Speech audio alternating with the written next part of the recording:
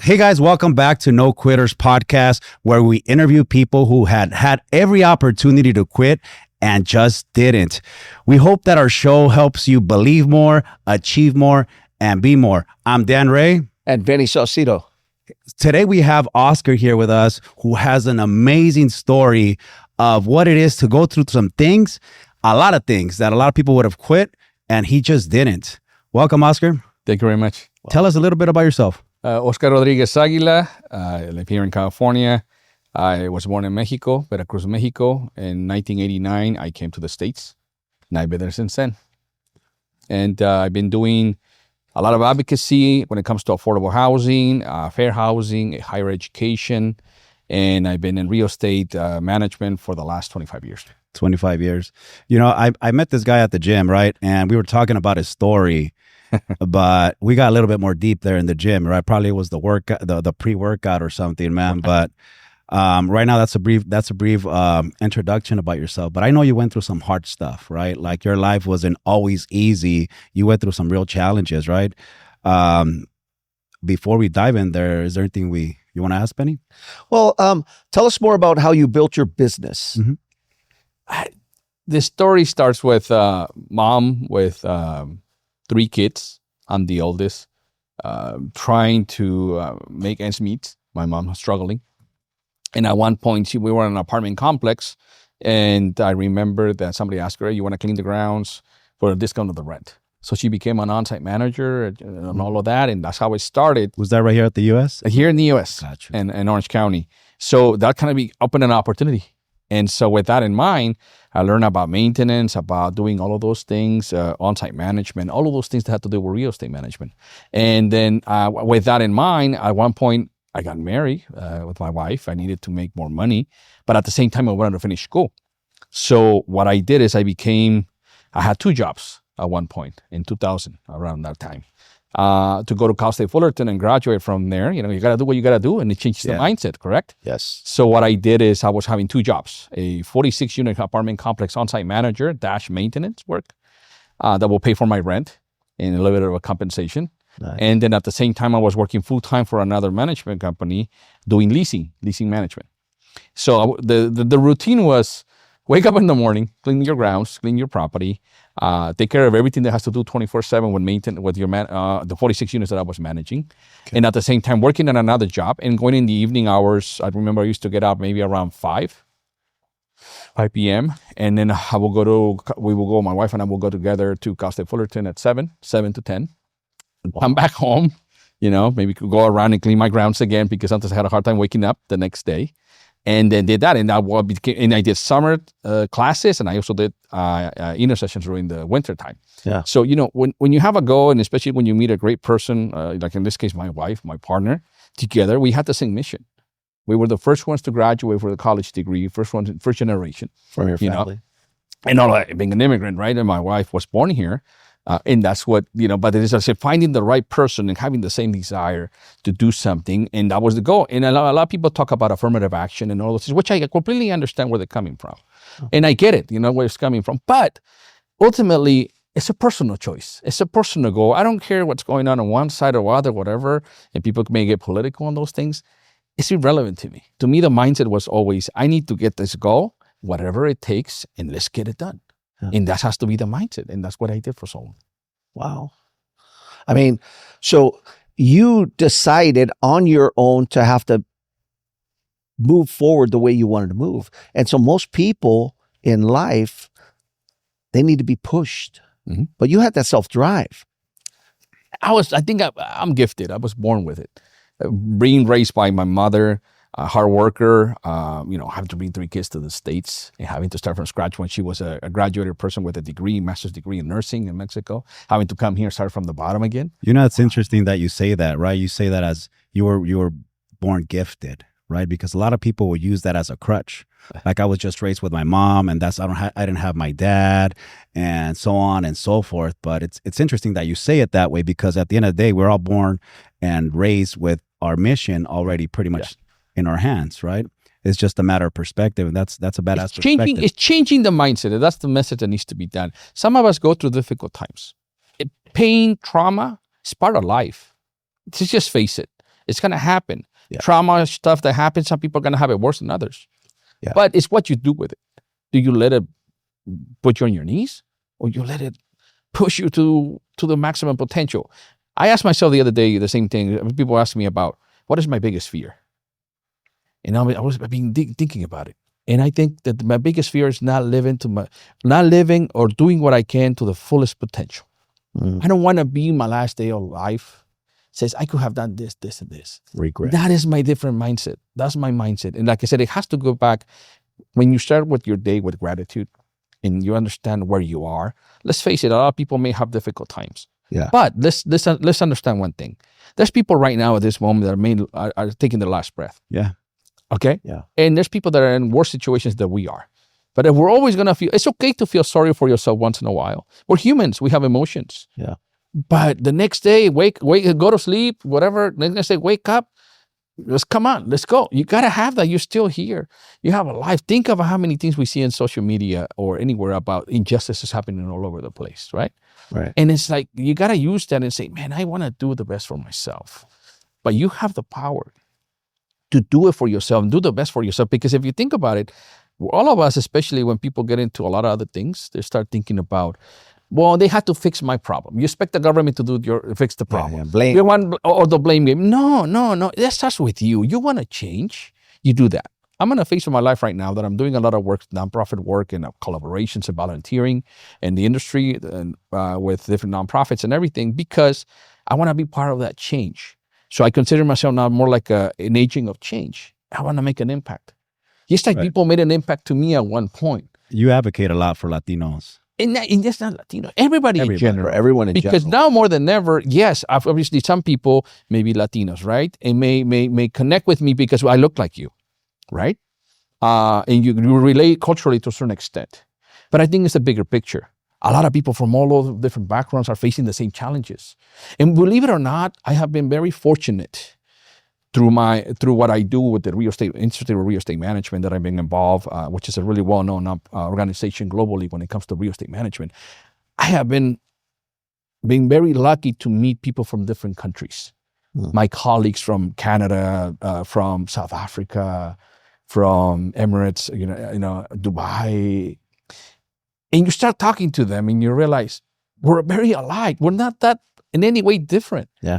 We have more in common than you think. Although sometimes social media and politics and all that ways make it seem like we're separated. But in reality, segregate you, right? It's not like that. It's actually the opposite.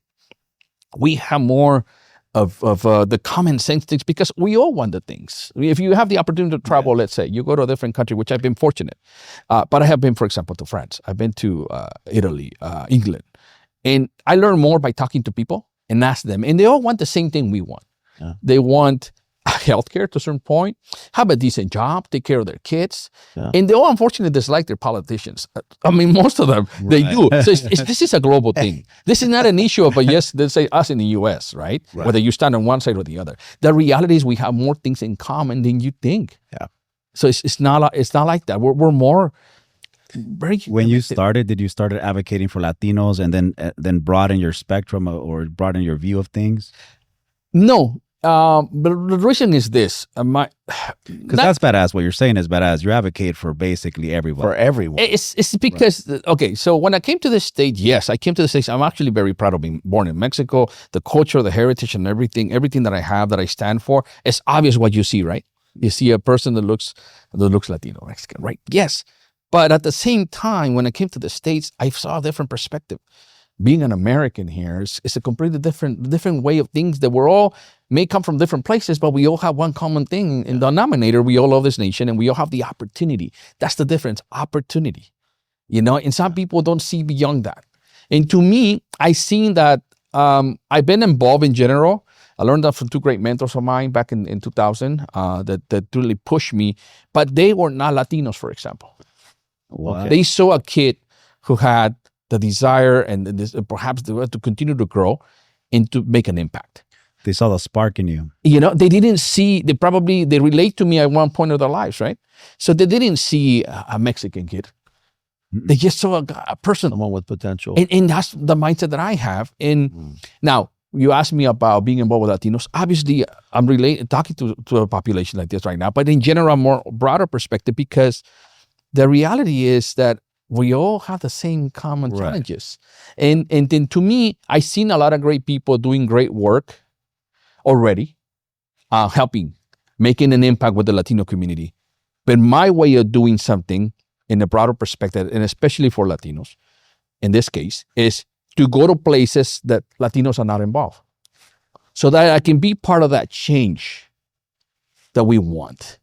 You know what I mean? Yeah. Being involved in real estate, property management, you don't see a lot of Latinos that are CPMs, for certified property managers, or you don't see a lot of people that were at one point owners of their own management companies. All of those things, there isn't many. Why is that? So we need to be that change. But in general, giving the perspective that anybody, regardless of what you come from. And I love that about the new generation. The new generations are more receptive to that. I see that on my kid. I have two kids, a 15 and a 19-year-old. But their mindset is that they don't see color. They see a different perspective. They've learned that from you. I'm learning from them too. Because now, sometimes, unfortunately, we have been programmed. Let's remember this. Yeah. We have been programmed to think that sometimes it's the past, and we need to learn, like in real estate management, we need to learn to adapt. Because otherwise, we're always going to be the dinosaur. We stay in the past.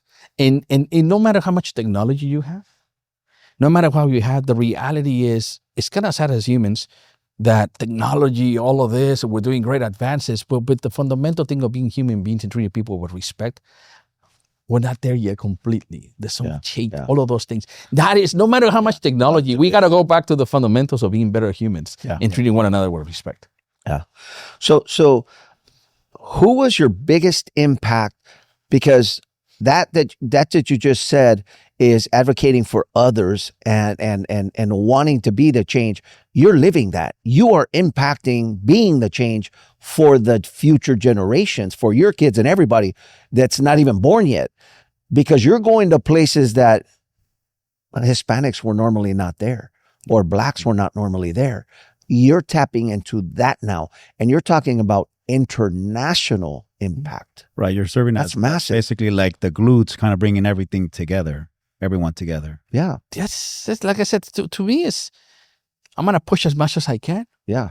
Hopefully with the help that I need. Yeah. Because the intention to me, well, another thing that I learned now, I'm on a different phase of my life. It's about leadership now. I have taken the responsibility for myself to become a leader. But leaders are not in the front. Leaders create leaders, and they step back, and they see, and they let them grow, and they become the next leaders. That's what you do. That's what a leader is all about. It's not about getting the credit. I learned something from Ronald Reagan. Maybe it's a little bit different. One time when I went to his library, presidential library, there's no limit to what a person can do if if the person doesn't mind who gets the credit. Yeah. Even I switched it because I used to say man, it used to be a little bit more different, but that's the type of thing that I keep in myself. Yeah. And another one from Muhammad Ali, they used to say, helping others is like paying your rent to hopefully one day go to heaven, have an opportunity to go to heaven. You see, I keep those things that stay with me. Yeah. And that, so that when we're no longer here, I want to have the peace of mind that I did whatever I could. Like I said, I want to maximize to my full potential, whatever that I have, that I can do to impact. But at the end, it's not about credibility. He knows. It's just about standing back and seeing this flourish so that the future generations. That's interesting that you say that, because there's a lot of leaders out there that are leading companies, leading any area of their expertise, right? In the reality, there's very few leaders that build other leaders. Yeah. Right. And that's something I think that's setting you apart, right? Especially with your mission that you have to kind of bring humanity as a whole together, right? To start understanding that we're pretty much alike in a lot of ways, shapes, and forms, right? Yeah. That's amazing. Mm-hmm. Now, I have a question for you, because you mentioned that you've had mentors in the past. You've had 2 mentors that were impactful. Who were the biggest impact, whether your mentors or role models, that you've had in your life? I think it all starts with for example, my mother and my grandmother. My grandmother shaped me to the person that I am when it comes to the moral values, to for example, being humble, treating people with respect, all of those things, and be diplomatic. because there's times where you can be, you want to lose your head, Right. and somebody can pull a nerve or something. And then you had to learn to think to be better than that. Put Right. yourself at a different level. I learned a lot from that. Like I said, the foundation of being humble, all of those things. Now, my mother, she's always been, I consider her a Wonder Woman, a warrior who never gave up, pushes no matter what the circumstances. She finds a way, and she raised 3 kids, and she pushed. I mean, those are the role models and foundations. Then I've also been very fortunate. If I recall, last time we spoke, you said something about bringing you started in Mexico with your grandma, right? And that was actually a huge impact in your life, right? Yeah. Like that started shaping you to become the man that you are right now. Yes. I don't know if you mind sharing that from where you guys started with your grandma to down to your mom and it pushed to you. Yeah, so obviously my grandmother, her name is Guadalupe Merino, in Mexico. She, like I said, we were there, my mom too. And then, like I said, I learned that by watching her doing what she was doing. She was ahead of her time. First of all, her mentality of, for example, now more than ever, back in the day, somebody had a different sexual preference was a problem, right? Yeah. She was a little bit more open to that, meaning she respected people. We go back to the same thing, the morals, the values, treating all of those things. So a lot of the things now, my grandmother has been gone for 2000. I lost her, but she's always stayed with me, always been with me in the ways that how I honor her by why I do. So sometimes every day she's with me. Your grandma? Yeah, and it's always here. She's the one that started moving you guys to the U.S., right? My mom and my grandma. But what grandma is the foundation, the learning everything, all of those things. But at the same time, teaching us kindness, teaching us believing in yourself, all of those things. And always see the different programmings. They always see things in a different way, because sometimes we're so concentrated on the negative that we don't see the positives within the negative. Yeah. And so that's how with my grandmother has been. So even now, I always wonder sometimes, if my grandmother was here right now physically, would she be okay with what I'm doing right now? Or whatever I'm doing. So it's like, yeah, she will like. See, I use that as my measuring tool. Yeah. So that's not now. My mother, like I said, hard worker, 3 kids. We were good in Mexico. We were middle class. We had a really good life to a certain extent, but we didn't have freedom and peace. Meaning, we had a biological father, because that's what I call it, biological father. A parent is a big difference between somebody who can create a kid and be a parent. I'm a try to be a parent, a father with my kids, but that's where. Mom tried everything, but the laws were not there for domestic violence and stuff like that. Yeah.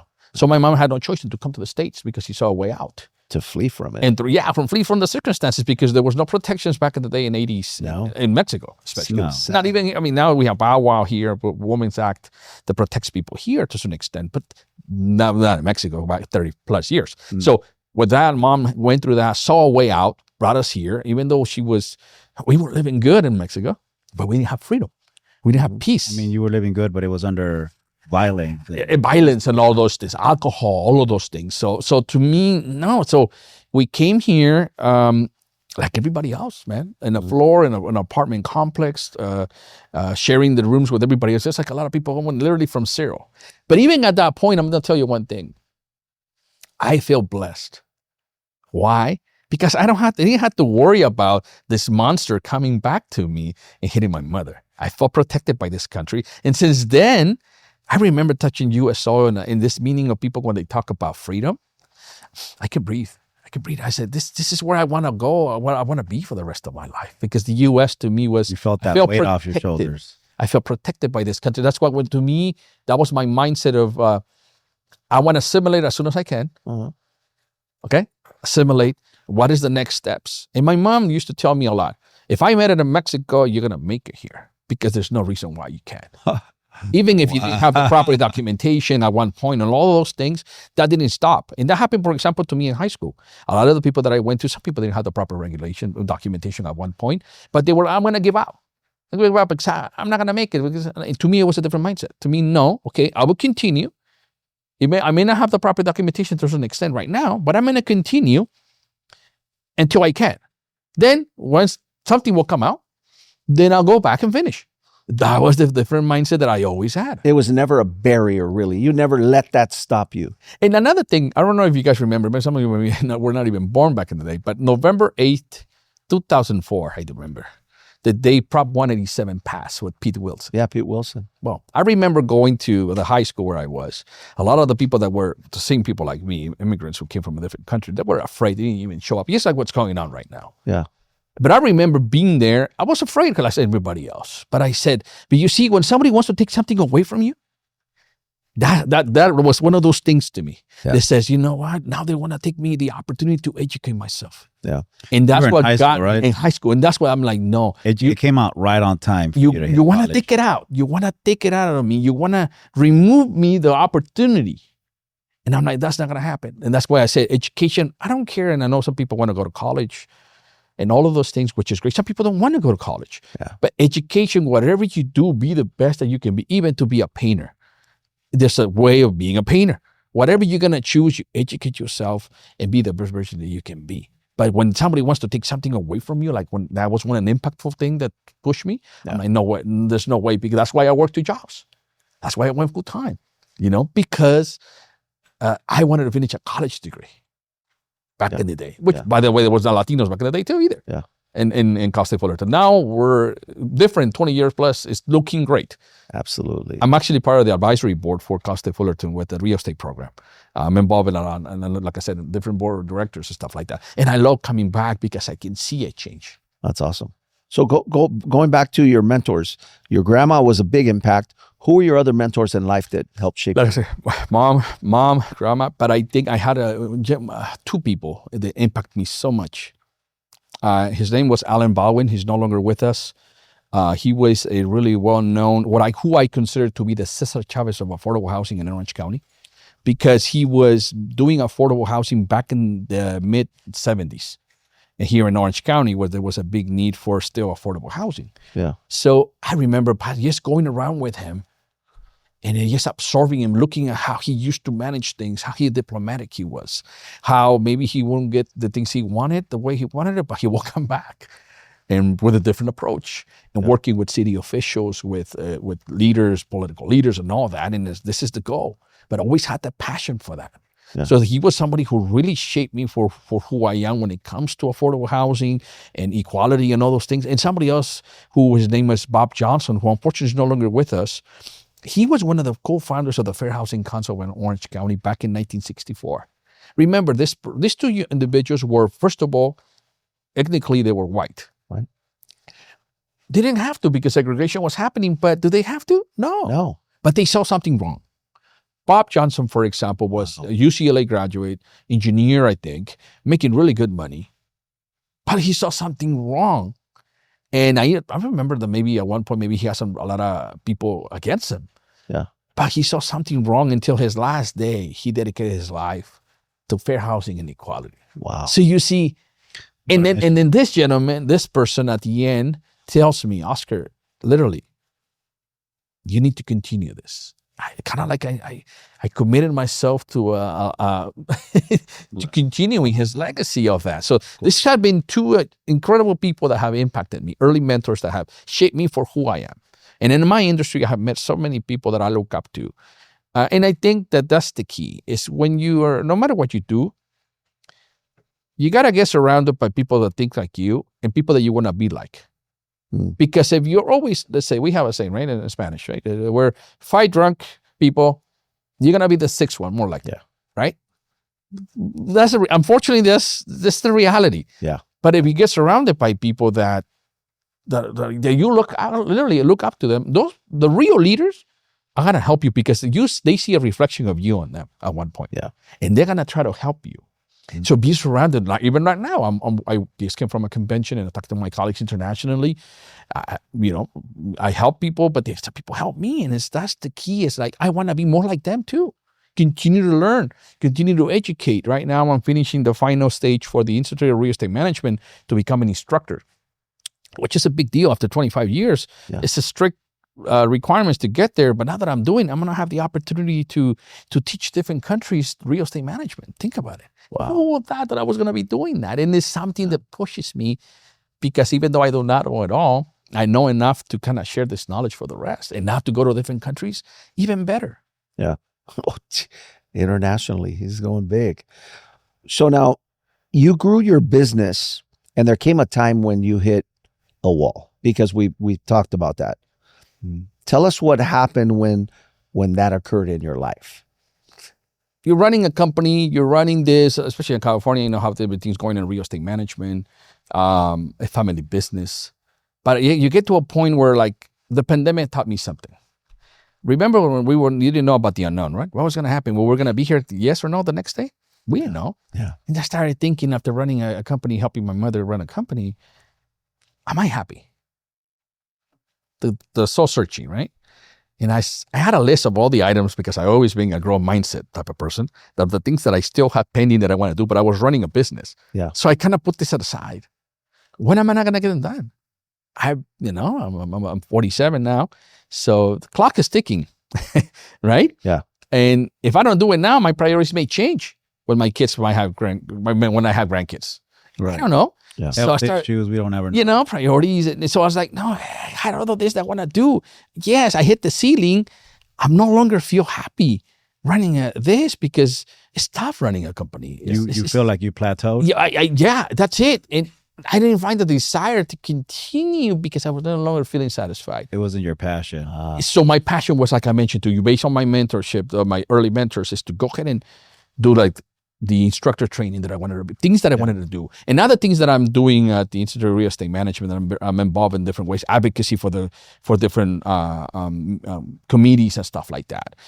International too, that I'm doing stuff. So a lot of things I'm like, I want to follow my passion of those things. I can still do this consulting and help, but I want to make an impact. And to me, when it comes to real estate management, Alan Bowen taught me this issue, like I mentioned, about I can do real estate management, but also go to rough neighborhoods.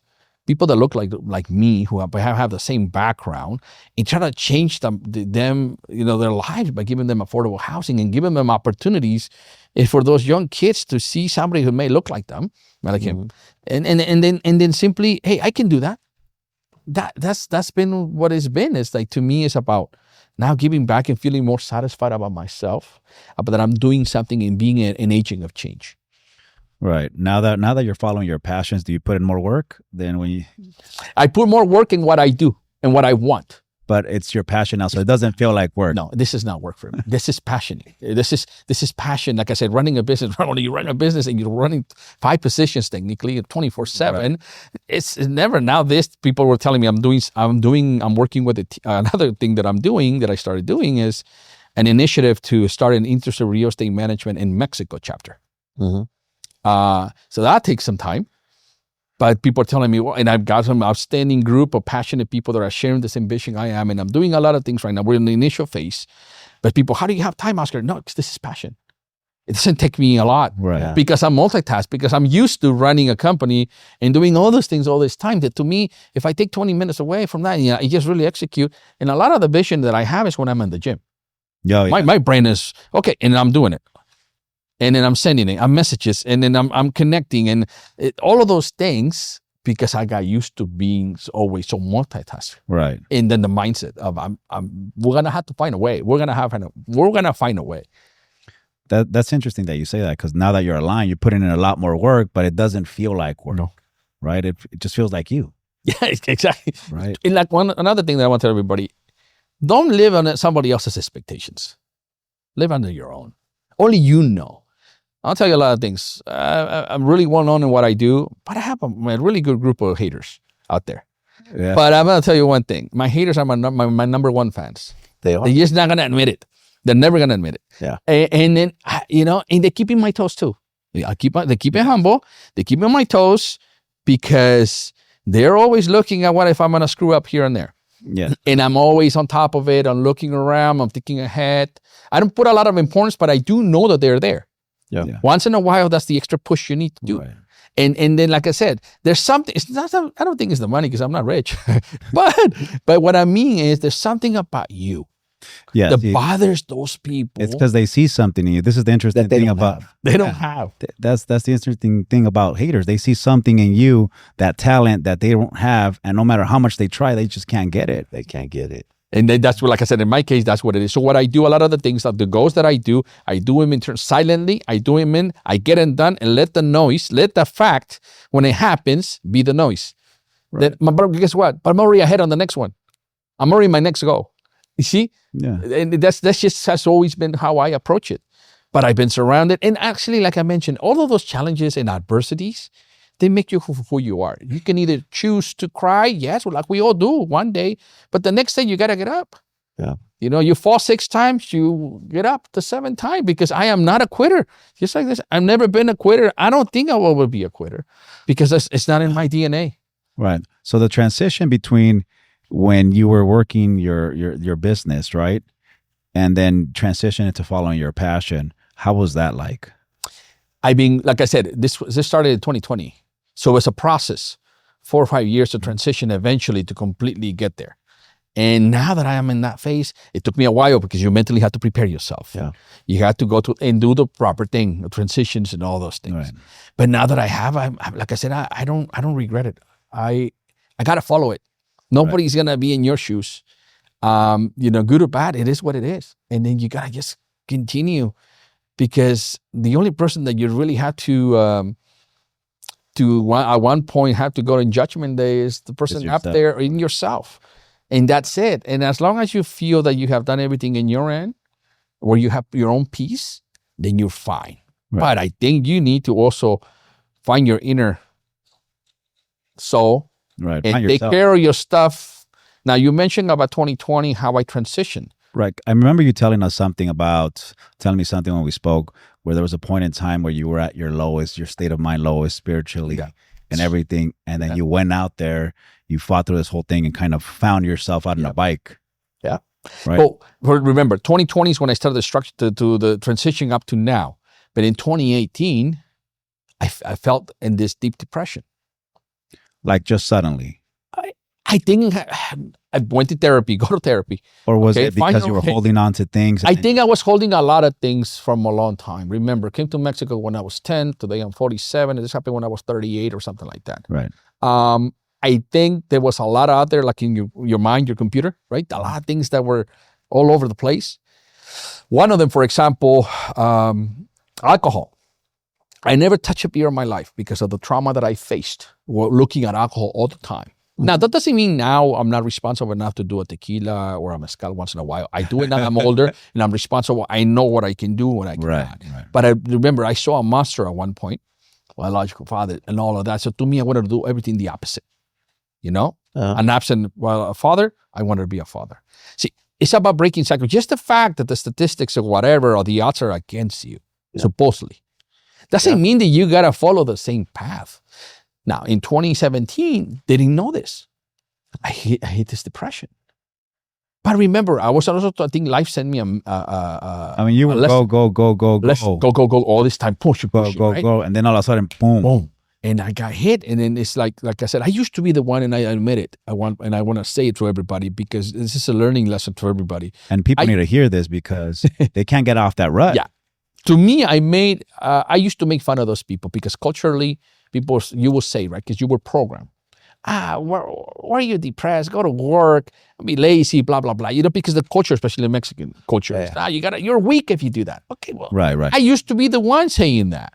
Yeah. Well, life taught me a lesson. Because I learned something when I was going to therapy, another thing. It says, first of all, it's actually the opposite. It's because you've been holding on for so long that you're being so powerful, not even Superman. Superman is weak, according to you remember? Yeah. Right? So we get to one point, right? To where you just get, everything accumulates. And both physically and mentally, you shut down. And I think that's what happened to me. And it was a life lesson. Wow. And that's when, like I said, then I do that. Then I started doing, I remember at one point, I no longer wanted to be here no more. I had a beautiful nuclear system. My wife, my kids, everything was great. But I just saw this thing that everybody says, a dark room, and I no longer wanted to be alive. Then you were no longer thinking of your family. I didn't want to be there. No, and I had I have everything. But even at that point, and maybe those that have been in this situation can relate. It's like a vein in the middle that is always doing this. That's like the best way I can describe it to you. It's like you're a zombie and there's like a vein in the middle. It's like a vein. And it's just reminding you of something. And then at one point you get to a point where it's like slow. You're like, I want this to stop. And that's when you hit bottom. And I saw a dark room and I no longer want to be here. I remember that, and I was like, I wanted to do something. Luckily, the odds are against you a lot on that, because if you don't, people cannot be really successful if most people may face that situation, but most people don't do it, luckily. But there's those that have the courage at the end to finally push. Yeah. So I faced that. Now I realized something was wrong. I remember, How long were you in that rut right there? I think I was probably 6 months that I faced trying to acknowledge that. You guys got to keep in mind, this is someone completely normal, successful, with a good family, With a drive. with a drive and everything, and then all of a sudden this thing just came and slapped. I didn't know this. Like I said, I hit that, and when that happens to me, I remember going to church, and I've been a person that believes in faith to a certain extent, but never to the point that I do now with the communication that I have with him. I remember going like a zombie in the front of the church, walking towards the cross like a zombie, and getting on my knees and literally surrendering myself to God and asking him, listen, I know you do exist. I'm sorry that I haven't been as active as I should be. I know you do exist, and help me. And I remember that. Like, I remember crying. I remember being emotional there, on my knees, surrender, in the ground. Didn't know who the hell was around me. I didn't know. Didn't care. I don't care. I'm like a zombie in front of the cross. And I remember being broken physically, mentally, to the lowest point of my life. But I said, please help me. And I remember feeling this sense of peace in me. Like, it's not going to be easy. You're going to go through hell, but I'm going to make you go through this. So then I created, then I started going to therapy, and then I started connecting. From that point forward, you surrendered to yourself, to God, and you started feeling like a... Yeah, but it was a process. I used to wake up with panic attacks at the 2 or 3 a.m. in the morning. I never developed anxiety. I developed anxiety. Or, all of those things that were pushing me. I remember, close to 70 pounds. I see pictures of myself. I look like a zombie, really hurt. I remember asking, I want to lose a little bit more weight. But I'm like, not like that. I see pictures of myself like that. And I look at those eyes, and I'm like, it's painful to see. Lifeless. Yeah. Like no soul. Wow.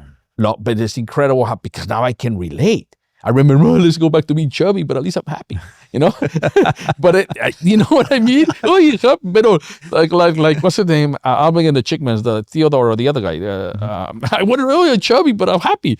Things like that. But I remember going to Disneyland with my wife because it used to help me go and trying to keep myself active. Yeah. And Did she know about this? My wife got to a point where I did, after the 6-7 months, I tell her, I'm going to. You opened up.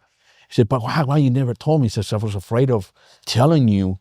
I wasn't prepared, first of all. I wasn't ready to tell her that. She says, but you have us. How can you ever thought about taking your life when you have us? And it's hard for me to explain it to you. It's not that I didn't love you guys. It's just that I faced this. But I'm going to go to therapy. You help me and remember what's going on. Oscar tells me what's going on. I remember, I never give up. I just wanted to be in bed and don't do nothing. No, let's get up. Let's go.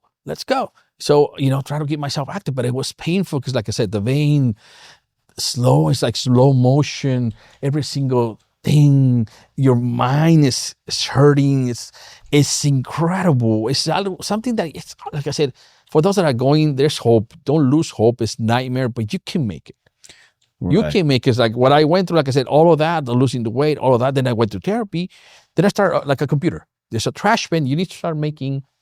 You have to start putting all of those things. Empty that empty trash and put junk that you have programmed to a certain point. You never thought about that. Yeah. So, like I said, a lot of things that happened when I was growing up, all those things, maybe it hit finally. Right. And then let's get them out. And then reprogram. Here you are now. A lot of it is accepting. Okay, that's the key. I think you hit something very important. Most of us, everybody faces trauma to a certain way. Sometimes it's how we remember it, how we felt at the moment. Right. But sometimes that's not the right, maybe it's a different approach. Right. I want to share something very personal that maybe people may relate to this. At one point, I remember growing up, the stuff that I saw my mother went through domestic violence. I used to say, maybe if I wasn't alive, my mother wouldn't have gone through the struggles. Because she wanted to be a mom and she did outstanding work to taking care of me. So I thought maybe at one point I started taking some ownership of some of that pain, right? Maybe if I wasn't here, this would be Right. happening. And so it started as something minimal, but I think I dragged it for a long time. And then I remember going to therapy. He says, are you sure? Then I remember one day when I was through the process of therapy and all this, my mom knew I was in depression, and I told her, and I said, Mom, was this really, I thought maybe if I wasn't alive, you wouldn't have suffered. You would have gone through a lot of things, Mom. And she says, no, son, you're mistaken. Why? I wanted you so bad. I was looking up to having you. You see, all these years, I've been having something in my program in my brain telling me something else that wasn't true. Right. Based on my emotions. Sometimes that's not true. And you're coming from a place of you, not understanding. Yeah. And then when you see the different perspective, you're like, oh, okay, well, that wasn't true. Here you are carrying weight that doesn't belong to you for years. That was not what you Imaginary weight. Because you got to reprogram it. So that helped a lot. And like I said, so now I start thinking about the positives. Alcohol, like I mentioned. I saw it, all of that. I was really against that, but it made me who I am. Now I know my limits, right? I know all of those things. I don't want to be, all of those things that I went through, that I wanted to be the opposite. You picked up alcohol? No. Oh, okay. You know what I mean? But what I mean is, for example, I don't think is role models. You have good role models and you have bad role models. But you have role models. Yep. Yeah. The role model that you don't want to be, that's Right. the programming you got to change. Yeah. I don't want to be that. So you change that. So when I was going to therapy and learning all of this, and I learned, like I mentioned to you, it's not about being weak. It's the fact that you were strong for so long that eventually your body and your mind collapse. And that's the message you guys need to understand. Anybody who's going through this, it's actually the opposite. You're not weak. It's actually the opposite. You're being too strong for too long, but you're not Superman. So you need to go back and get some help. And the best thing is don't get a healthy drug. Like in my case, where I told you about my biking, Yes. right? Mountain biking helped me. But you didn't do mountain biking before this. How did you come up to a mountain biking? Like My uncle was doing biking. He invited me once, told me, hey, you want to start doing it? It was a nightmare. Painful and awful. I remember the second day I was throwing up. Through this stuff. I was throwing up. But I'm like, this has got to go. And then they started making the logic on the bike. Mountain biking and going up and down and having a bike is like life. It's like your legs hurt and it's painful, but you still got to continue to go up. You might eat shit. Because you're going to go there, but eventually you're going to have some nice happy places where you're going to go down and cruising. stuff like that, you know? So I kind of saw that. And I'm like, it shows me that I can handle pain. And through pain or physical pain, I got stronger on my mind. Wow. It's changing the chip. And like I said, to me, when I talk to people that are going through difficult times, it's not to be embarrassed. It happens to everybody. People can go through a depression. It's something you can fix. But I'll tell you one thing right now. What it means. Was it really a fix or was it an elevation?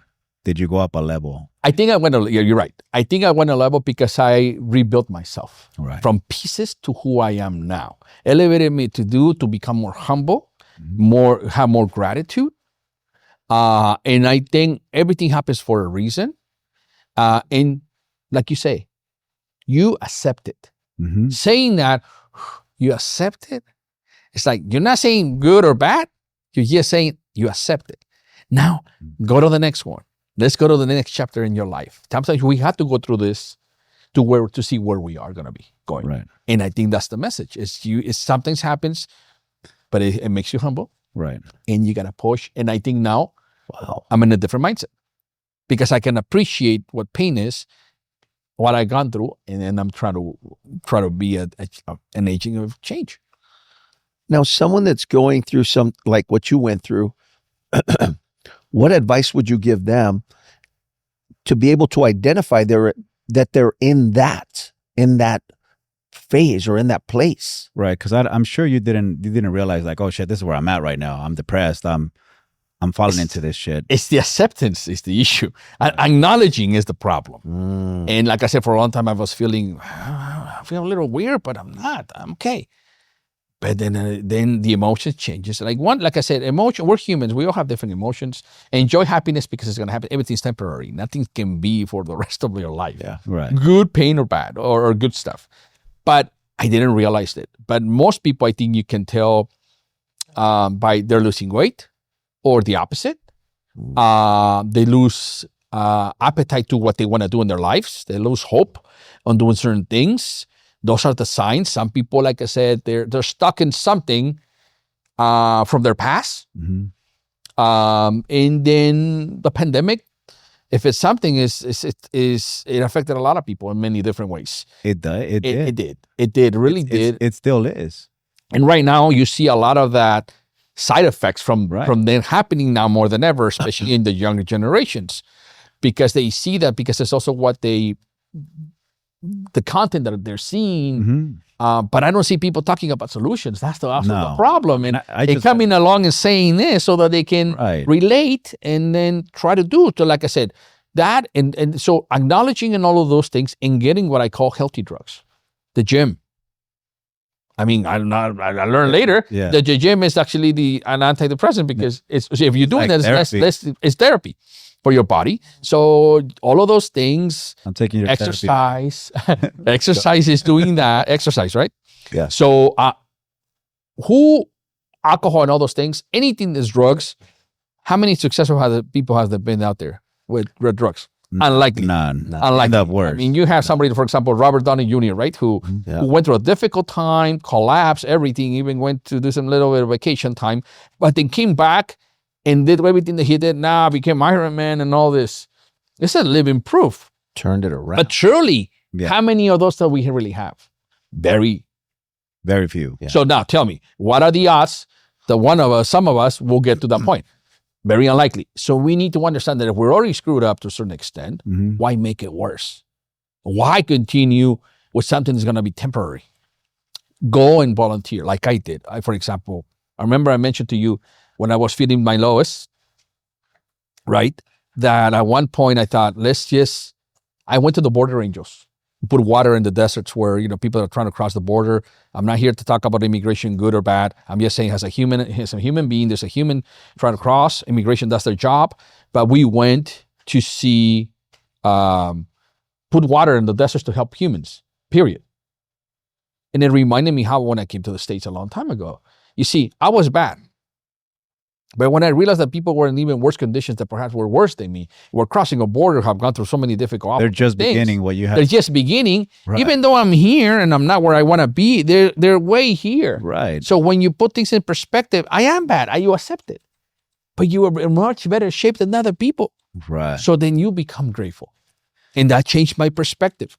Did you start comparing yourself to others before you fell into that depression, like just comparing yourself? Because I see a lot of people comparing themselves to maybe a lot of Instagram or your social media where they just highlight their highlights of their life, right? They're just posting that. But remember, I've always been always been like this. I really had a time for that, all of those things. And I know maybe the younger generations of people now take too much of that seriously, I think. Yeah. In my end, I think it had to carry with the weight that I was carrying from the past. Right. That I needed to take. And I wish, for anybody younger than me, I did that when I was 37, 38, and when this happened, all of that. But I wish I had done that when I was 18.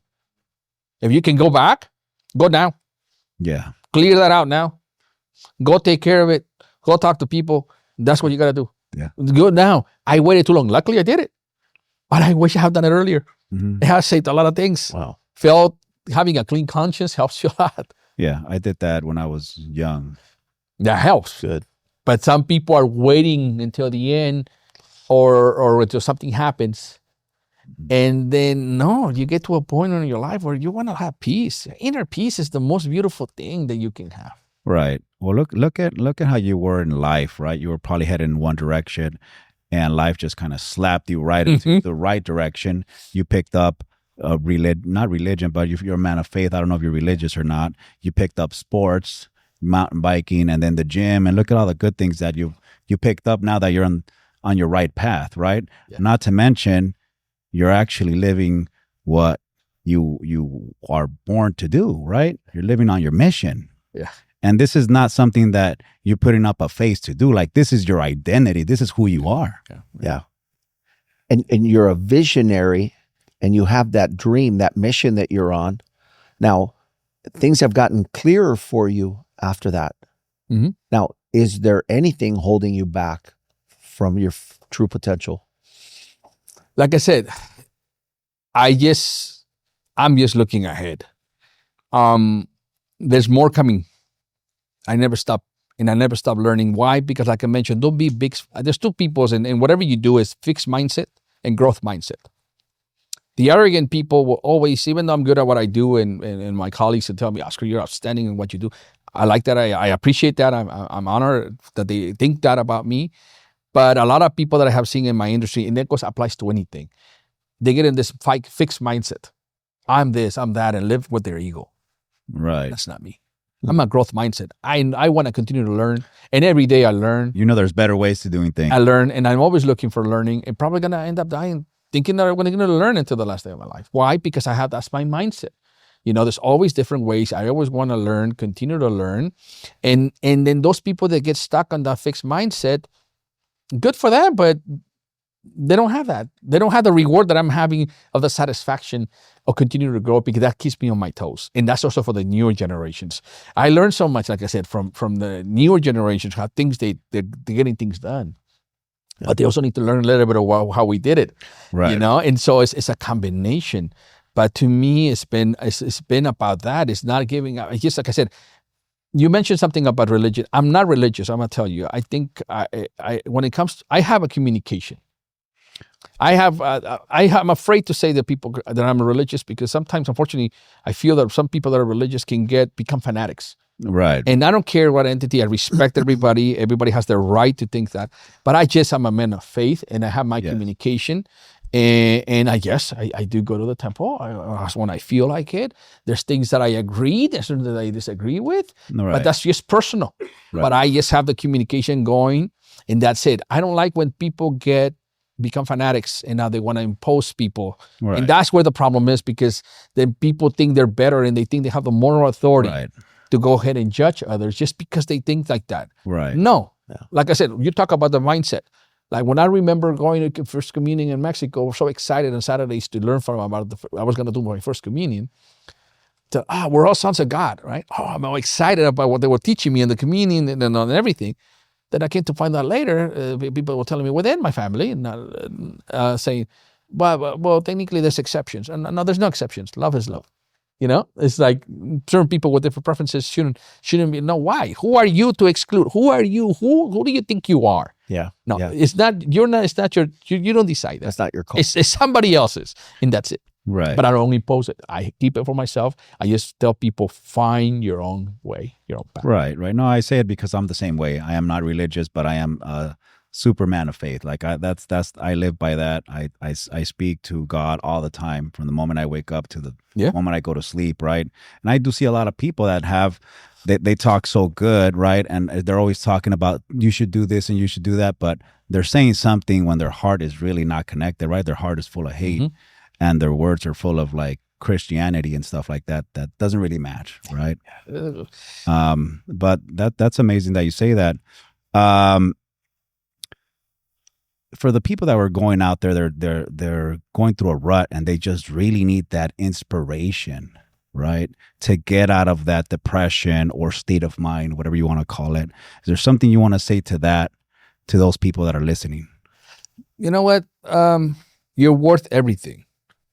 Value yourself. There's a reason why you're in this planet.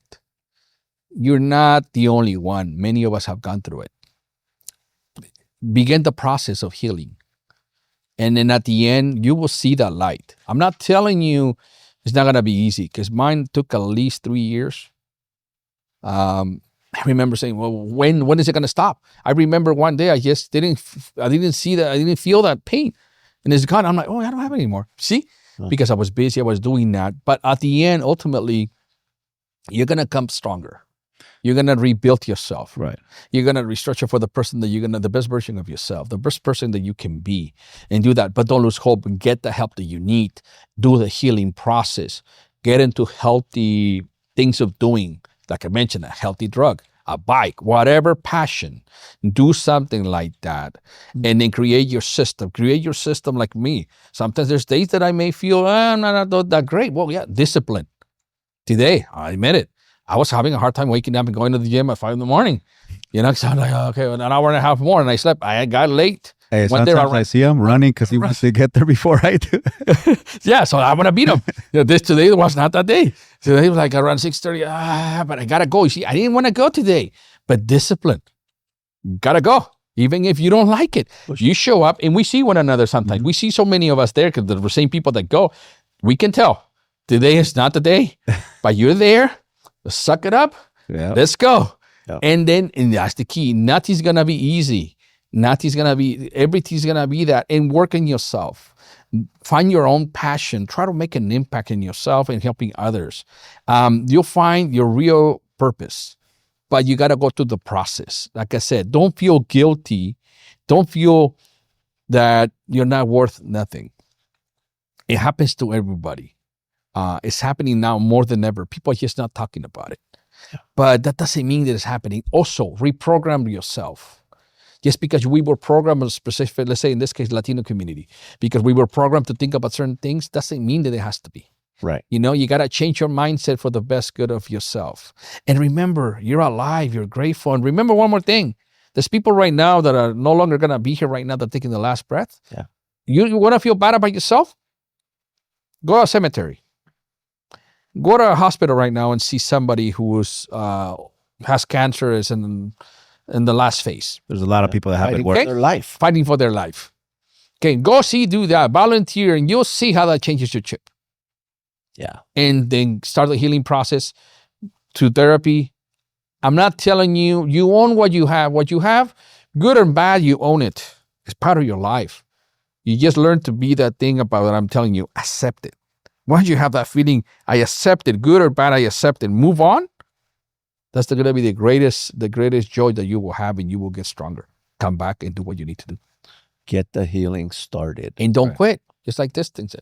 No Quitters, because you're not a quitter. Nobody's a quitter. You cannot be a quitter. Absolutely. Wow. What a way to close it. Absolutely. I mean, the part of getting, start your healing, right? It's really to become whole, because you want to become whole as a person, right? Yeah. And I don't think you're going to accomplish what you're meant to accomplish if you don't go through this healing process, right? What an amazing episode, guys. Wow. Hope you guys were inspired. Thank you so much for being here. We Thank you very much. appreciate your sharing and helping our listeners out there. Yes, for whatever. absolutely, guys. So if our listeners want to find you on social media or any of those platforms, where can they find you? You can go to LinkedIn, because I do more. I'm a little bit more out of the social media now, because I don't really want to be. Doesn't bring me good stuff. You know what I mean? It can bring me some haters. So what I do is I do more professional stuff. So LinkedIn, look for me on LinkedIn. Oscar Rodriguez-Aguila. Look for me as Oscar Rodriguez-Aguila on LinkedIn, CPM. You see a lot of the things that I'm trying to do. Connect with me. I'm always trying to do things like that. If I go talk to people, whatever. I'm working on public speaking too right now. I want to see if I could go to a couple places. And like I said, there's a lot of projects going on. But look for that. And then, like I said, nothing but the best. Don't give up, and just don't quit, because you're not a quitter. You're a winner. You were born a winner. That's right. We're all born winners. And remember that. Don't forget to follow us on No Quitters on Instagram, No Quitters Pod on YouTube, and all the platforms we're out there, No Quitters. And again, thank you so much, Oscar, for being here. You. We appreciate you, brother. Thanks. What an amazing episode, guys. Thank you for watching. Awesome.